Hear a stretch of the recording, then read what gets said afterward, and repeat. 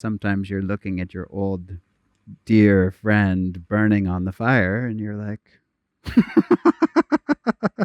I miss you already. But you're not burning what you are, you're burning what you're not.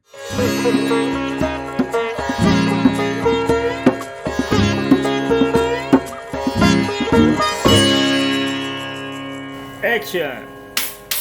Welcome to the Spirit of Yoga. We are Kirsten And Devdas from the Akasha Yoga Academy. And in today's podcast, we hop right into the topic of what is holding me back. What is holding me back to live life fully? Like, why does it not happen?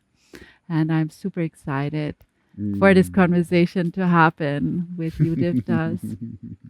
What is holding me back? What is holding us back? What do you feel is the number one thing that's in the way of people's flourishing? Yeah. I mean, I feel like starting this conversation, it's nice to start with the kind of yogic overview of the potential of human consciousness, which is basically that we are infinite in our potential to expand. Mm-hmm. We are infinite in our joy. We are infinite in our peace. We are infinite in our wisdom. And we are actually infinite in our energy. And that's the piece that I feel like actually sometimes people will say, if I say you're infinite in your joy, they say, yeah, okay. But then if you say you're infinite in your energy, it's like, Not sure about that one. Like when I wake up in the morning, I don't feel like that. I'm not 100% convinced that I'm infinite in my energy. And so it's important that we start with the foundation that your energy is infinite. One of the great yogis of the modern world said, there is enough energy in just one pinch of your flesh to power the city of Chicago for a week. It's like there is kind of an unlimited source of energy inside you. And then the question, like if you start out with that premise, okay, your infinite energy, your infinite wisdom, your infinite joy,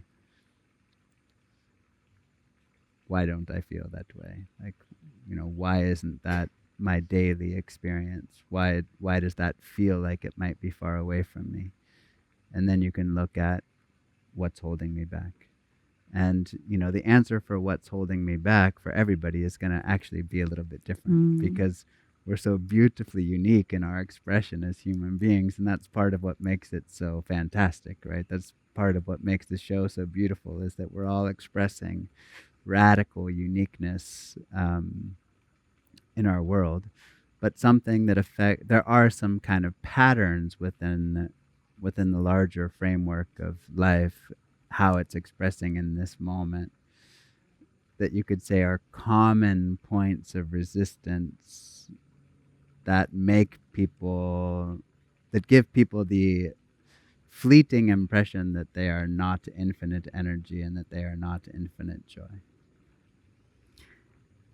Sometimes the experience of life internally and externally is everything is in flow. Like there's an idea, a wish, something coming in, and it's just manifesting and happening. Yeah. Like life is in a flow. Yeah. And there are moments where you're constantly rowing, upstream. Like where everything doesn't work and nothing is in support and service, it feels like, and there's so much efforting without any movement, so to speak. Like what's happening? Why are we sometimes so aligned and sometimes it feels so just not happening?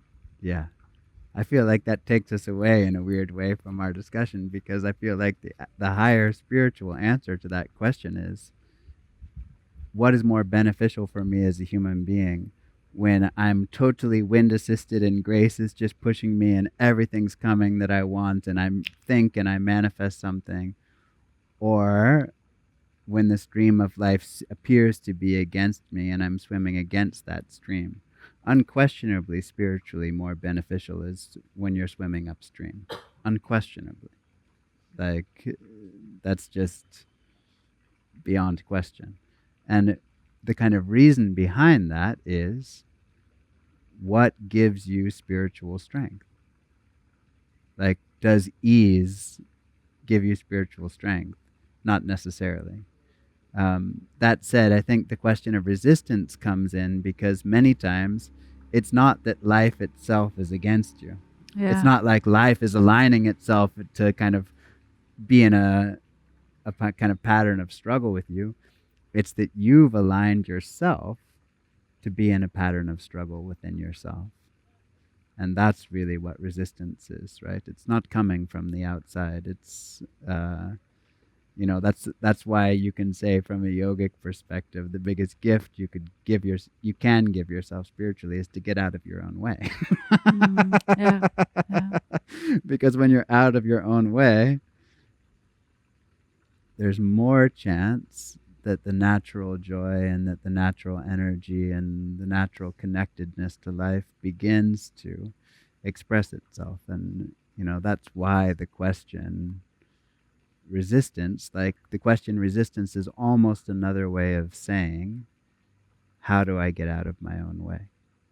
And part of the technology of getting out of your own way, there are many different approaches to that, but I feel in terms of resistance, one thing that can be very helpful, and Osho who is a slightly controversial beautiful spiritual character in the world, put a total pinpoint on it. He said, either everything's divine or nothing's divine, and there cannot be a third option.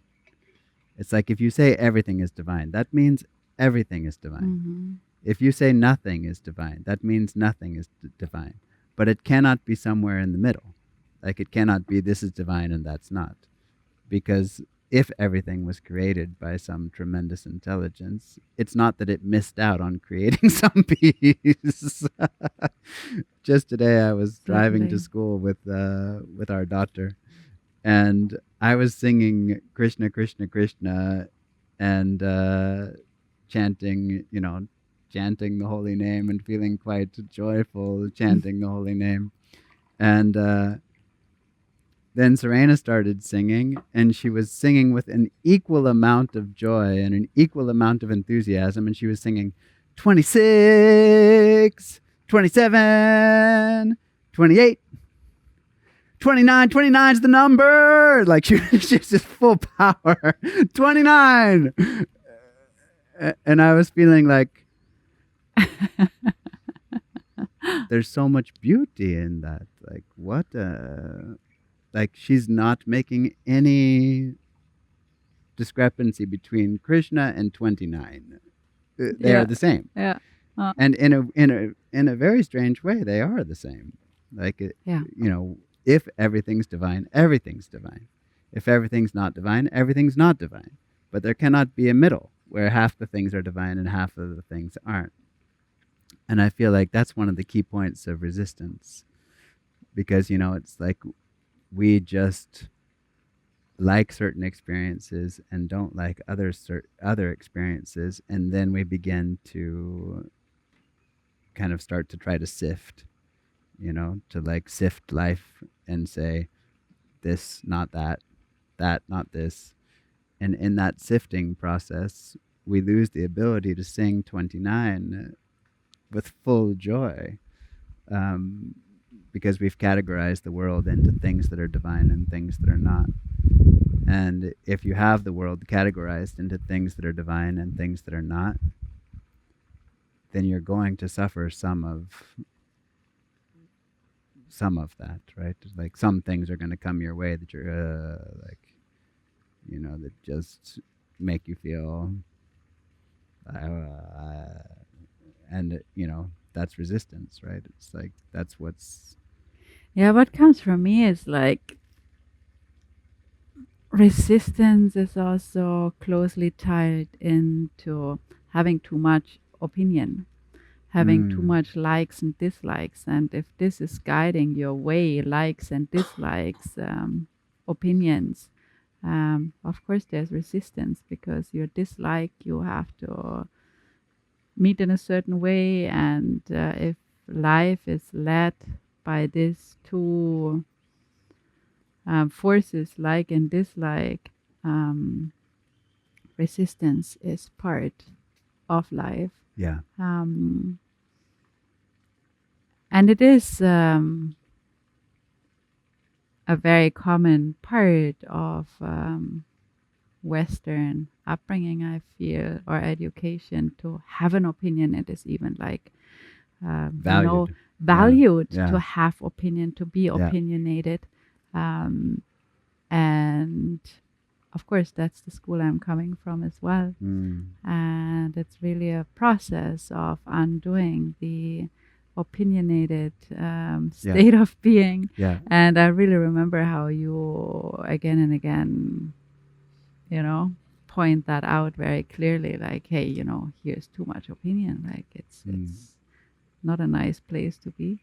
yeah, And yes, it's not a nice place to be, because mm, it creates such narrow yeah, path yeah, basically to move in. It takes yeah, away movement, it takes yeah, away connection to what actually is, it yeah, takes away receptivity, mm, it takes away openness. mm, And like, as a very personal experience, I feel, for me, where resistance comes from when I look into my life, is exactly from that, from yeah, being in a state of opinionated, yeah, being in a state of like and dislike, and being so identified with my like mm, and dislike, rather than moving through life and seeing whatever comes your way as an opportunity and an invitation to growth and to yeah, seeing and to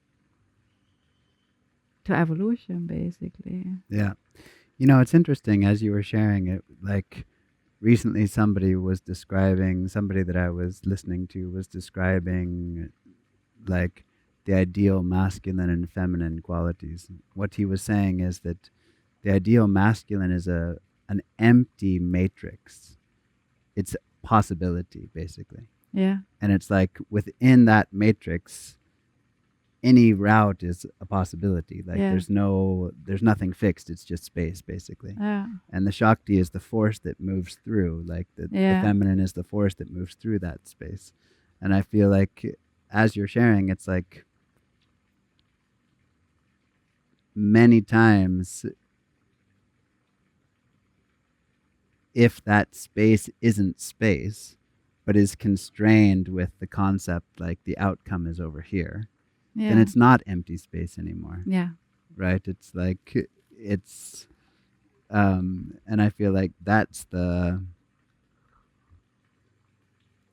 what takes the unlimited potential, the kind of masculine principle of infinite variety and infinite route, and corrupts it basically, right? yeah. Like turns it into it has to go here. Mm-hmm. Um, and even to add one more level of kind of complexity to it, or it's like people assume that their desires are in one flow, Mm-hmm. like in one constant, and they're not. It's like you desire this, but you also have an opposing desire that's Right. against the other desire. And then it's really like, okay, I'm trying to open a door and I'm pushing on both sides of the door. It's like, well, the door Yeah, will never move. yeah, yeah. Like, because one side's pushing this way and one side's pushing this way, and it cancels itself out. And that I feel like is the constraint of Shakti, Right. right? It's like so there's a potential constraint of the masculine principle, which is I have this idea that the outcome should be here rather than the infinite space of potentiality. and there's a potential constraint of the feminine principle, which is Shakti should flow, but she's like opposed to herself, then she cannot, she cannot move, basically. And both of those are kind of like potentials to restrict the creative flow. So many things come up, like as you speak about this limiting possibilities by defining outcome.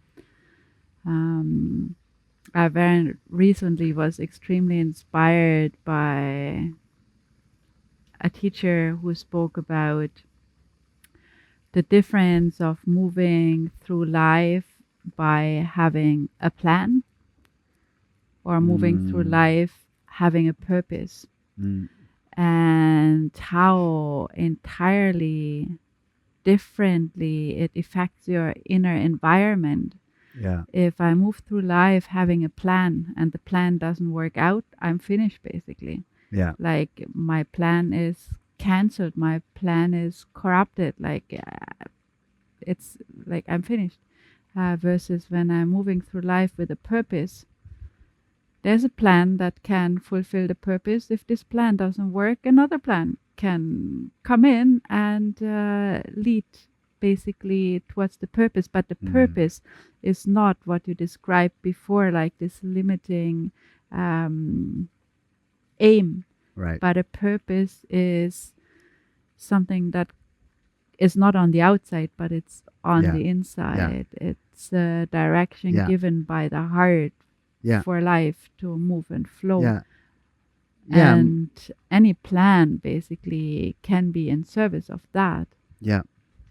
It's interesting, like a teacher of mine one time was with this man who was a musician, and they were talking about music, and this man had said before he was constantly hearing music. Like, even when he was having a conversation with someone, the music was in the background. And at some point in their conversation, it got more and more and more kind of like, and then he just ran over to the piano and he just started like playing. And it's like, in a weird way, that relates exactly to your purpose. It's like, when purpose is the background of life, it's like it's this vibration that's present. And it's expressing itself in tons of different ways, right? It's like it's expressing itself in a conversation. It's expressing itself in,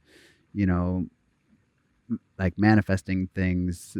There's lots of different ways in which that's expressing itself. But the awareness that that's like a constant, and that you're moving around, in service to that, doesn't have that same kind of like, okay, there's a trajectory and we're going to go from A to B, and if we don't get there, we fail. It's just not like that at all. It's just like the purpose is constant, and the expression behind that is varied, right? It's like there could be thousands of plans behind that, and they would still be fresh, and they would still be an expression of the purpose, because that purpose is the constant. Yeah. I feel resistance can also be fueled by an unclarity of what's your true purpose, or what's coming from inside, and what's outer expectations, or what's expectations in general. Right. So basically, a contradiction in between, like a natural inborn drive, so to speak, of life to move, versus living life by outer rules and expectations and ideas, maybe even unknowingly. But I feel this can also very much create resistance, or feed into resistance. It's very I would love to say it's not this way, but it's very hard to be totally authentic in the world how it is. My teacher used to have a phrase that he would often say, that he said he quoted from a newspaper, which is that everyone is born original, but most people die as copies. Mm-hmm. And that's just like one of those statements that's like, whoa, it just kind of, lands in a very intense way. But if you observe life, it's absolutely true. And much of the resistance that people have to life springs from that primary problem. It's like, I'm in a situation where I don't feel like I can do what I want with my life. Of course your life force is constrained. It's a very disempowered state of Yeah. being. Like, of course your life force is constrained. If you wake up every day, I'm in a situation that, of course your life force is constrained. That's obvious. Like, But I feel it's coming also from a lack of confidence in a way to really live up to and stand up for your own need in a way. It has to do with being out of sync with your own flow, or Yeah. cut off or disconnected from that. That's the illusion that everybody has. Yeah. Right. That's the pervasive illusion in the world that we live in, is like, I'm cut off. I'm sitting here alone. Nobody and nothing is supporting me, and in my life. And yet, no matter who you are, and no matter what your circumstances are, that's untrue. Yes, but it might not be your experience. And that's why the sages of almost every different spiritual tradition say, how long will it take? However long it takes. Yeah. And even one step further than that, some will say, not only that it takes however long it takes, but the person who chooses is you. Mm-hmm. You think, oh, I'm waiting. Not necessarily. Like, many times, it's like, can you face into the fire?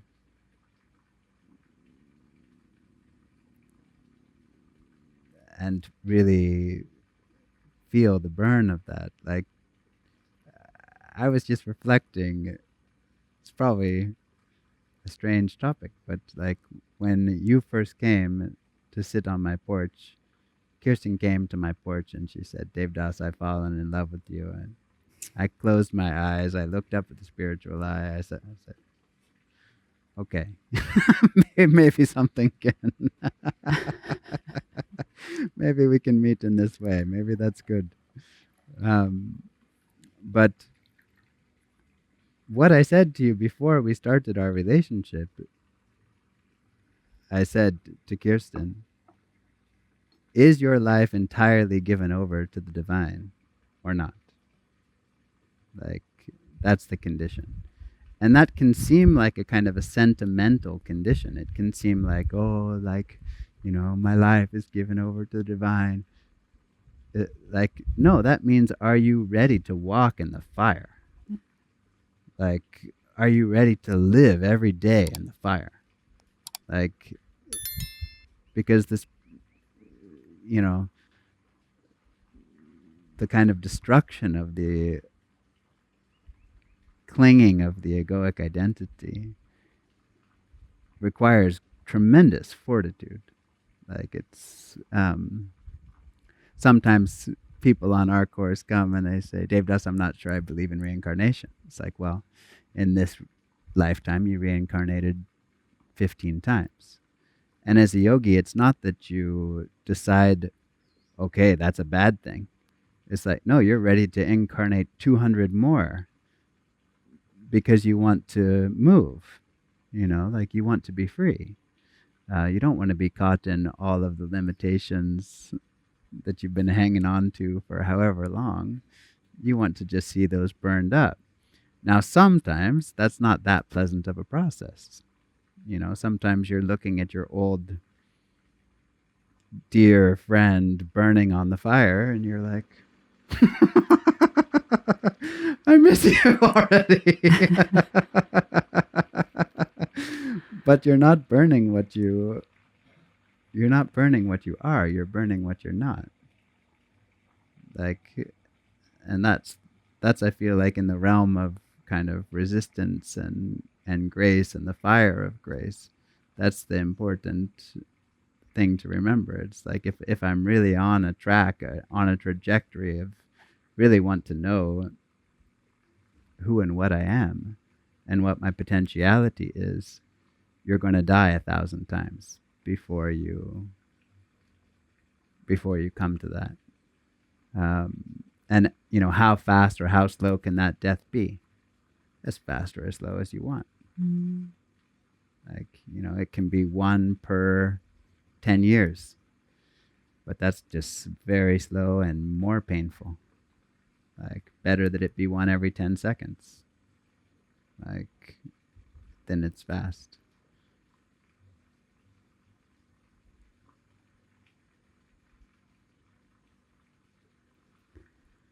Speaking of resistance and of voicing your true place, basically, I feel a super important topic for me personally is that a no can come with inclusiveness. I feel this is also a super, super important topic of meeting resistance, to be very discriminative and clear of your yes and no. And a no does not mean actually to put up a wall or to create resistance or to create, to block something. Like a no can come with full inclusion. And I'm in a process with that. I'm learning to understand what that means, because that is also taking away basically blocks in the flow of life, to not create with a no a resistance, so to speak, or like a blocking of the flow. And it was so beautiful yesterday was I asked you if we should practice together, and you said no, I want to practice something different. And it came with so no opposition.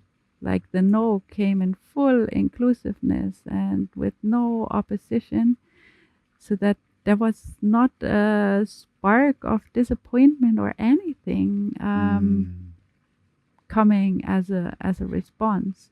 So I feel this is also something really important to learn, to move in a way to be very clear on one's inner direction, so to speak, but with that outwardly being able to move in inclusiveness, and that includes no. That includes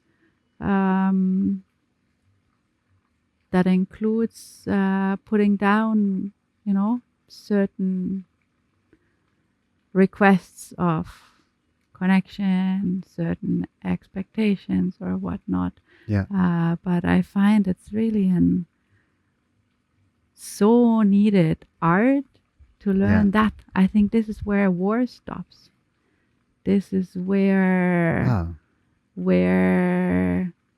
real peace can actually be manifested on this planet, by being able to clearly draw boundaries in a state of inclusiveness. So this is definitely also something I feel that unblocks the flow of life, Yeah. and in this way empowers us to live life in its fullest, Yeah. to not spend energy with opposition. Yeah. Extremely, extremely beautiful and powerful sharing. And I feel like it ties back in a weird way to where we started with Serena on the motorbike. It's like Krishna and 29 and no. They all mean the same thing. If the background of that is your experience of the profound oneness and beauty that is life.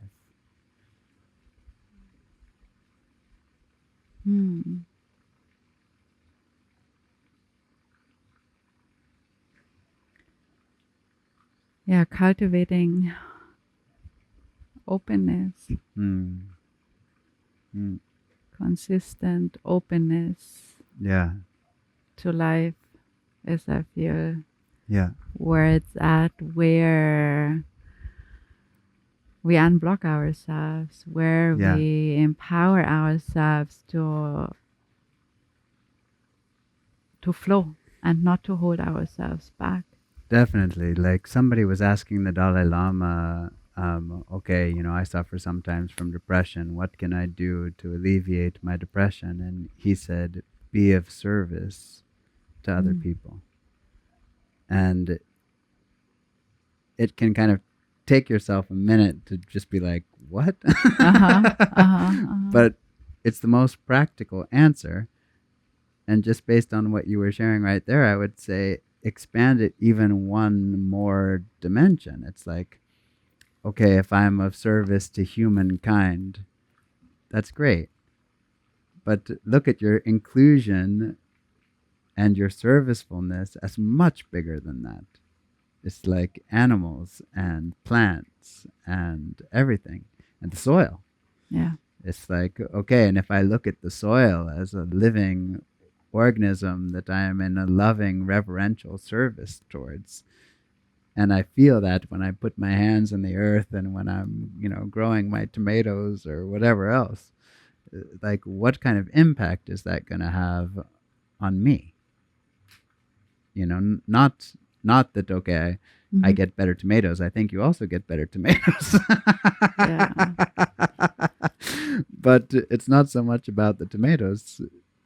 It's about, are you in reverent, loving connection and service to life? And when you're in reverent, loving connection, service to life, the concept of depression is just like, you don't even understand it. It's like, what are you speaking about? Because you're in this loving relationship already. But maybe that's the bhakti yoga way. That's the bhakti speaking. That's the bhakti speaking. But yes, servicefulness is melting the contraction. And the contractedness is what prevents energy to flow, life to flow, love to flow. So I feel this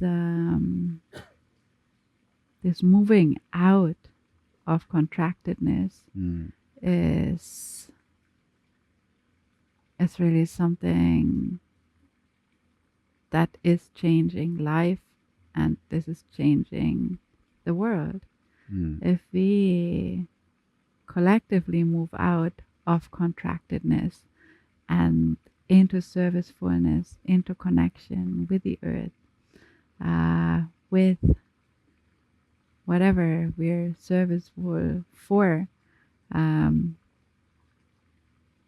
we're serving the outer, but so much more the inner by melting away the contraction, the resistance, the separation, the territories. And I feel this is so worth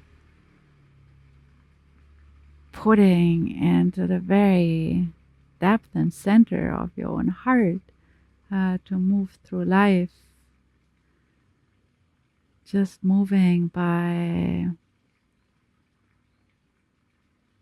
how can that melt away, and stepping into openness,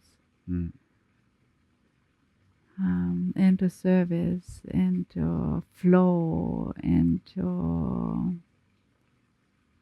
the full. This is, I feel, how we empower ourselves to move away from feeling held back,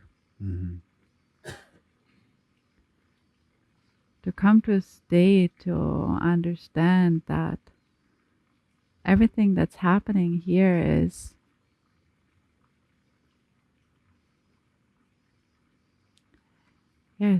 basically it's my rules, it's my support, it's my growth, it's my decision, it's my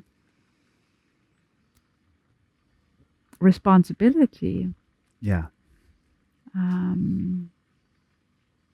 And moving in this perspective of it's my responsibility, whatever happens is my responsibility, and my responsibility is not only limited to my immediate actions, but my responsibility is a responsibility, a responsiveness, a connectedness to all. And there's nothing really from the outside that would cripple and force and hold back and make small. Like, this is just a recognition, basically. Yeah. An inner recognition. And through this recognition, all of that resistances, all of that burdens in a way, all of that limitation, all of that what seemingly is holding back life disappears.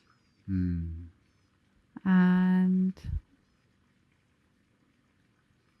it's the most sweetest and simplest thing, the most natural thing to happen and to be in and to be with. I feel that's really worth putting into the depth of the heart.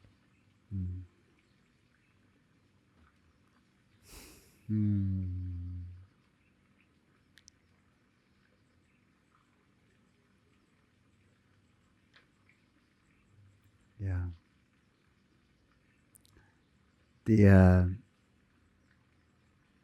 recently I was watching one of the great modern mystics,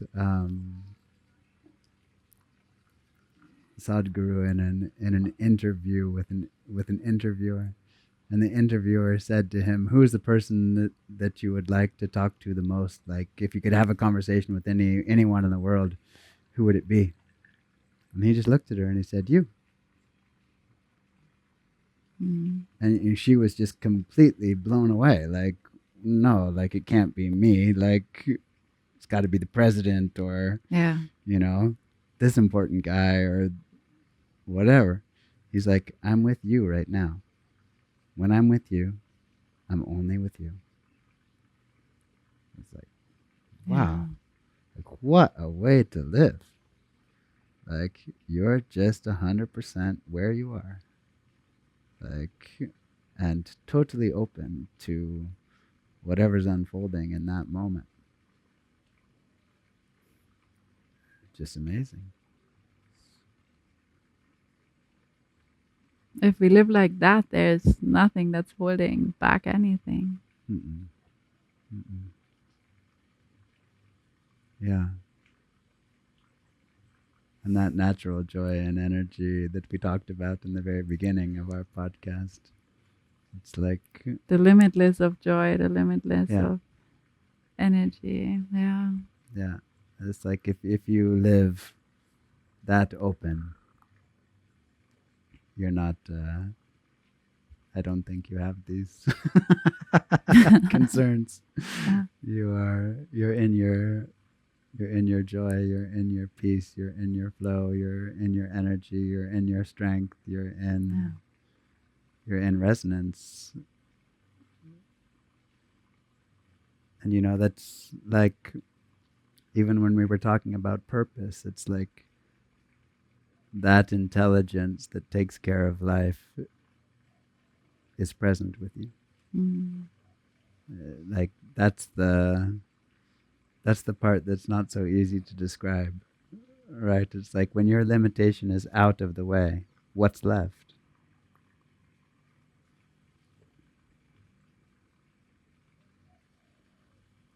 One of the great Advaita teachers used to say, don't believe your next thought. Who are you? Like if those limitations of, the constraint that we were talking about, the expectation that we were talking about, if that's gone, what's left?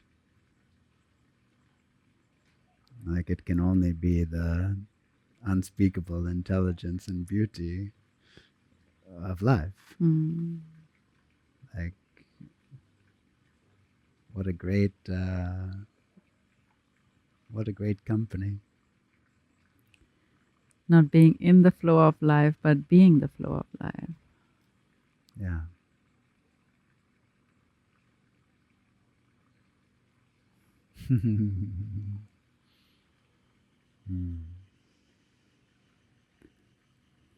Thank you so much for this conversation. I always so much enjoy having some time to sit together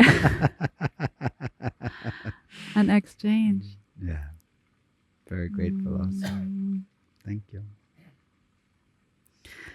This was Wisdom in Motion with the Akasha family.